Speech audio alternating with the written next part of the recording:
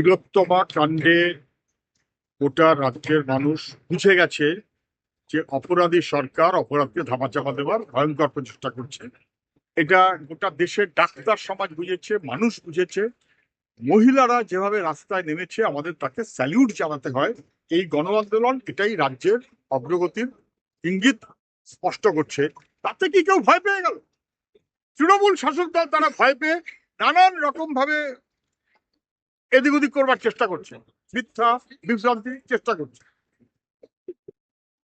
চিকিৎসা ক্ষেত্রের এই লড়াই এবং দুর্নীতির বিরুদ্ধে এই লড়াই, বাংলাকে ধ্বংস করার এই লড়াই, হঠাৎ সেগুলোতে যারা ছিলেন না কতদিন ধরে তারা হঠাৎ লাঠি, গুলি, বন্দুক ইত্যাদি এবং বলে বিভ্রান্তির সৃষ্টি কিভাবে করছেন, মনে হচ্ছে ইস্যুকে ডাইভার্ট করার একটা প্রচেষ্টা, যেটা তৃণমূল পারছে না। বিজেপি বোধহয় তাতে খাটা বাড়তি উৎসাহ দেখাচ্ছে। না হলে ছাত্রদের নাম করে কেউ 27 তারিখে নবান্ন অভিযান করে না, যেদিন ইউজিসির নেট পরীক্ষা। ওটা যে ছাত্রদের নয়, একটা মুখোশ, রাজনৈতিক উদ্দেশ্যে সেই মুখোশটা যে বিজেপি ব্যবহার করছে, এটা লোকে গ্রহণ করবে না, এটা বিশ্ববাত।